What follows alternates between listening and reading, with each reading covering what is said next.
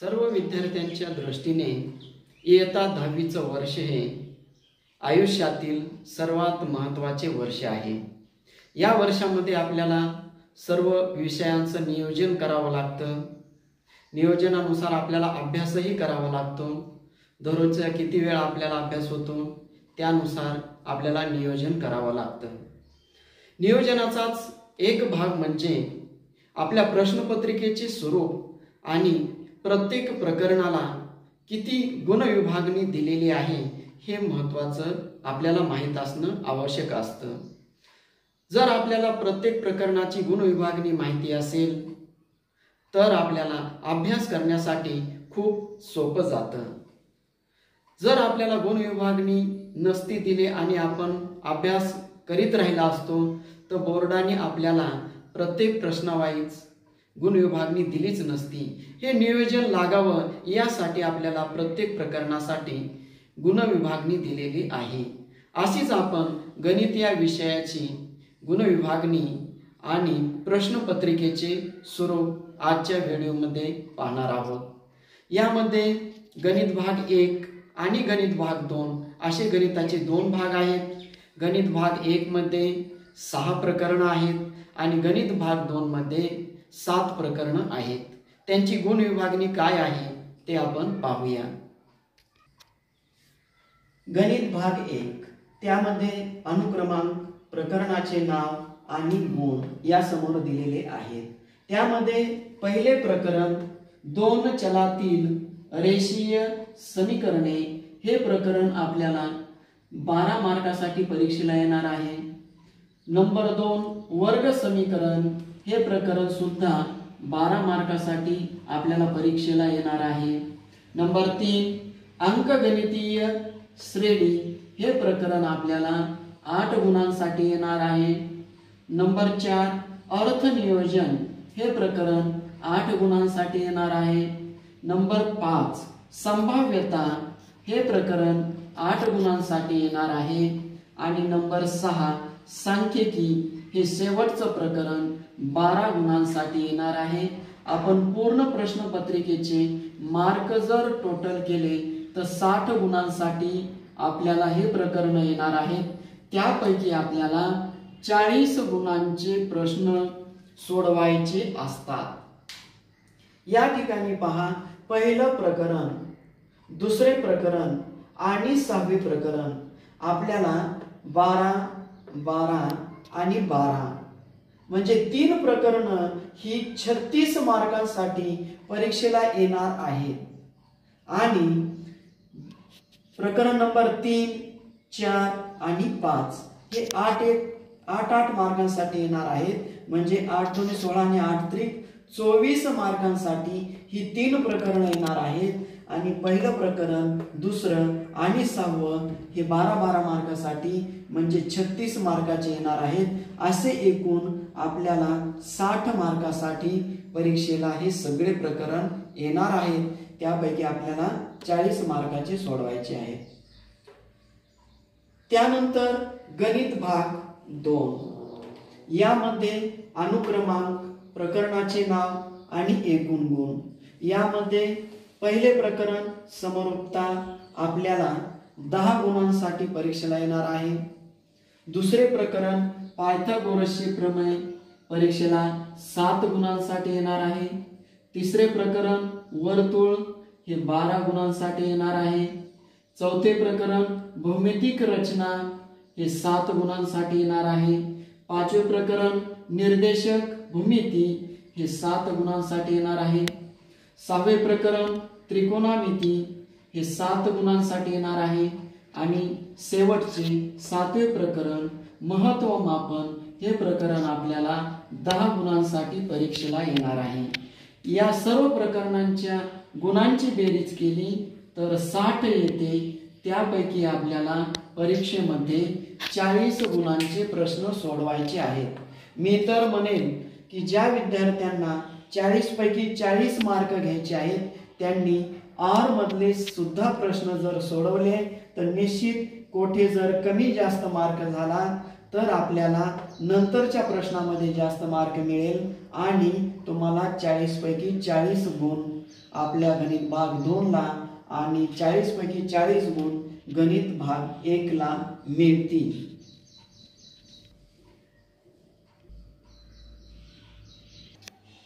प्रश्नपत्रिकेचे स्वरूप मार्च 2021 ला किंवा त्यापुढेही अशाच पद्धतीचे येणार आहे। तर कोणत्या विषयाचं आहे हे, तर गणित भाग 1 व गणित भाग 2 ह्या दोन्ही भागांच्या प्रश्नपत्रिकेचं स्वरूप हे सारखंच आहे। त्यामध्ये प्रश्न पहिला ए मध्ये बहुपर्यायी प्रश्न सोडवा, तो 1 गुणांचा प्रश्न असेल आणि 4 प्रश्न असतील आणि 4 प्रश्नांना 4 गुण असतील, म्हणजे विकल्पासहित गुण 4च मिळणार आहेत। त्यानंतर प्रश्न पहिला बी 4 प्रश्न आहेत एकूण, त्यापैकी 4ला 4 उपप्रश्न सोडवायचे आहेत। इथं आपल्याला 4ला 4 सोडवायचे आहेत। 1 गुणांचा प्रश्न आहे।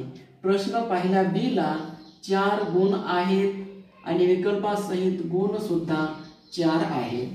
त्यानंतर प्रश्न दुसरा ए 3 पैकी 2 कृती पूर्ण करा। या कृती आपण ही प्रश्नपत्रिकेचं स्वरूप सांगणं झाल्यानंतर हे कृतीयुक्त प्रश्न कसे असतात याबद्दल चर्चा करणार आहोत।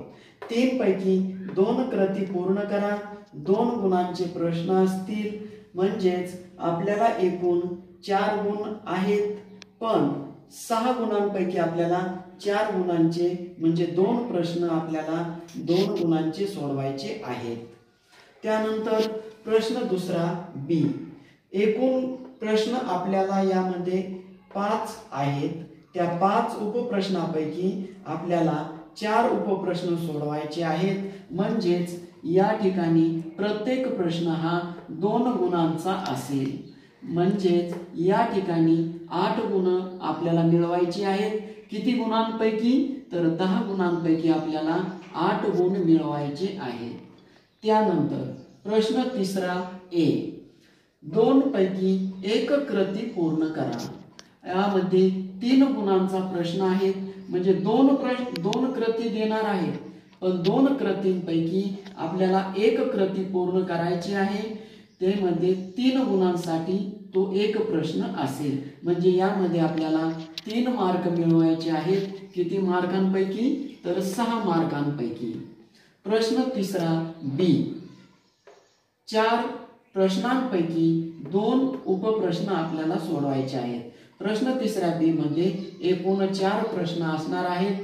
त्या 4 प्रश्नांपैकी 2 प्रश्न सोडवायचे आहेत। प्रत्येक प्रश्न हा 3 गुणांचा आहे, म्हणजे 2 प्रश्न सोडवायचे आहेत। एक प्रश्न 3 गुणांचा, म्हणजे 6 गुण आपल्याला मिळवायचे आहेत। किती पैकी, तर 12 गुणांपैकी 6 आपल्याला सोडवायचे आहेत। त्यानंतर प्रश्न चौथा 3 पैकी 2 उपप्रश्न सोडवायचे आहेत। एकूण प्रश्न 3 आहेत, त्याच्यापैकी आपल्याला 2 सोडवायचे आहेत। एक प्रश्न आपल्याला 4 गुणांसाठी आहे।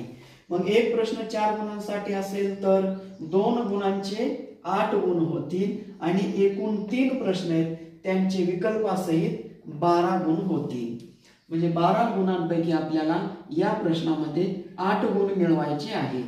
त्यानंतर प्रश्न 5वा 2 पैकी 1 उपप्रश्न सोडवा आणि 3 गुणांचा प्रश्न आहे, म्हणजे 2 प्रश्न आहेत, त्यापैकी एकच प्रश्न सोडवायचा आहे आणि त्या एका प्रश्नाला 3 गुण मिळणार आहेत, म्हणजे आपल्याला 3 गुण या प्रश्नामध्ये मिळवायचे आहेत आणि एकूण गुण 6 आहेत।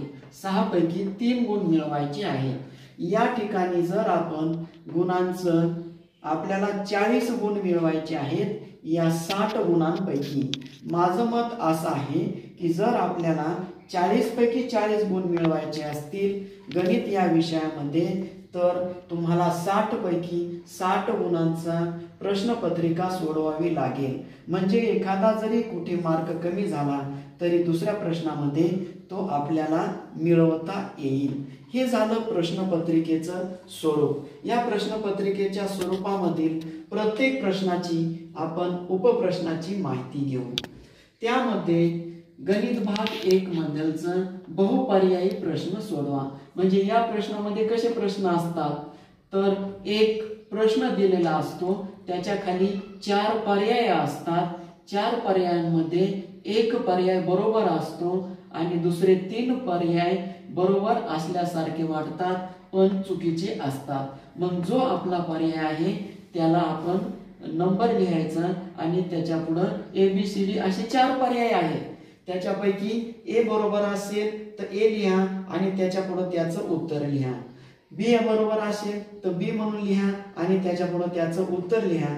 पण आपल्याला ही बहुपर्यायी प्रश्न सुद्धा आपल्याला लिहावा लागतो. त्याच्यानंतर बी मध्ये 4 पैकी 4 उपप्रश्न सोडवायचे आहेत. म्हणजेच हे 1 गुणांचे प्रश्न आहेत. तुम्ही जर प्रत्येक प्रकरणामध्ये छोटे छोटे प्रश्न जर पाहिले तर ते 1 गुणांसाठीचे असतात. तुमच्या लक्षात येईल की 1 गुणांसाठी कोणते प्रश्न आहेत, 2 गुणांसाठी कोणते आहेत, 3 गुणांसाठी कोणते आहेत ते सुद्धा तुमच्या लक्षात येईल. त्यानंतर प्रश्न दुसरा ए मध्ये 3 कृती आहेत. आता हे तुम्हाला 3 कृती म्हणजे कोणत्या तर तुमच्या लक्षात आलं पाहिजे.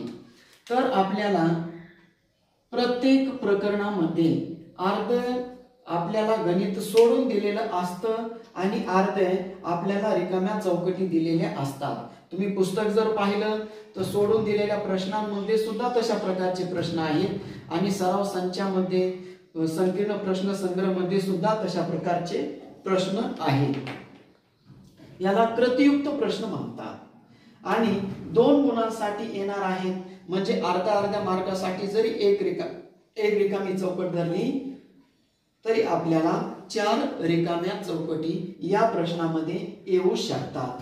म्हणजे 2 गुणांसाठी एक प्रश्न आहे म्हणून म्हणतो. कधी एक रिकामी चौकट 1 गुणांसाठी सुद्धा येईल. तर एक आपण कमी जास्त जर धरलं तर 2 गुणांसाठी आपल्याला 4 कृती रिकाम्या चौकटी दिलेल्या असतील म्हणजे तो प्रश्न सोडवावा लागेल. त्यानंतर प्रश्न बी मध्ये 5 पैकी 4 उपप्रश्न सोडवायचे आहेत. 2 गुणांसाठी आहेत. हे सुद्धा आपल्याला लघुत्तरी प्रश्न आहेत. गणित भाग 1 मध्ये सुद्धा आणि 2 मध्ये सुद्धा. त्यानंतर प्रश्न तिसरा यामध्ये 2 पैकी 1 कृती पूर्ण करायची आहे. म्हणजे आपल्याला प्रश्नपत्रिकेवरती अर्ध गणित सोडून दिलेलं असेल आणि अर्ध गणित आपल्याला सोडवायचं आहे. त्यामध्ये रिकाम्या चौकटी दिलेल्या असतील. इथं पहा 3 गुणांचा प्रश्न आहे. यामध्ये आपल्याला 4 ते 6 रिकाम्या चौकटी देतील. ते आपल्याला रिकाम्या चौकटी पूर्ण भरून पूर्ण गणित उत्तर पत्रिकेवरती लिहायचं आहे. कारण तुम्ही फक्त रिकाम्या चौकटीच लिहिता असं नाही जमणार. आपल्याला कृती दिलेली आहे म्हणजे पूर्ण कृती लिहायची आणि त्यानंतर त्या रिकाम्या चौकटी भरायच्या जेणेकरून तुम्हाला पैकीच्या पैकी मार्क मिळू शकतील. त्यानंतर प्रश्न तिसऱ्यामधील बी जो आहे 4 पैकी 2 उपप्रश्न सोडवायचे आहेत. 3 गुणांचा प्रश्न आहे. म्हणजे 3 गुणांसाठी कोणते प्रश्न आपल्याला येतील यावरती चर्चा आपण नंतरच्या व्हिडिओमध्ये करणार आहोत. पण हे आपल्याला लक्षात आलं पाहिजे. त्यानंतर प्रश्न चौथा 3 पैकी 2 उपप्रश्न सोडवायचे आहेत. 4 गुणांसाठी आहेत. हे दीर्घोत्तरी प्रश्न आहेत. हे आपल्या लक्षात आलं पाहिजे. त्यानंतर प्रश्न 5वा दीर्घोत्तरी मोठे ज्या प्रश्नांची उत्तर आहेत त्यांना आपण दीर्घोत्तरी म्हणतो आणि ज्या प्रश्नाची उत्तरं छोटी असतील त्यांना आपण लघुत्तरी म्हणूया. तर हा प्रश्न चौथा दीर्घोत्तरी प्रश्न आहे. त्यानंतर प्रश्न 5वा हा 2 पैकी 1 सोडवायचा आहे आणि 3 गुणांचा आहे. या प्रश्न 5व्या मध्ये मात्र हा पुस्तकाच्या बाहेर आधारित असणारी प्रश्न येणार आहे. आपल्या पाठ्यपुस्तकाच्या व्यतिरिक्त याच्यामध्ये कशावरती कोणकोणते प्रश्न येऊ शकतात तर यावर आपलं स्वमत काय तुमचं पूर्ण करा अशा प्रकारचा प्रश्न येऊ शकतो. म्हणजे एखादा प्रश्न दिलेला आहे आणि तुमचं स्वतःचं मत स्पष्ट करा अशा प्रकारचा प्रश्न यामध्ये येऊ शकतो. यावर गणित आधारित येऊ शकतं. त्यानंतर काय होईल आकृती पूर्ण करा. तुम्हाला आकृती माहिती दिलेली असेल आणि किंवा अर्धी आकृती दिलेली असेल आणि ती आकृती पूर्ण करा. त्याची रचना करा.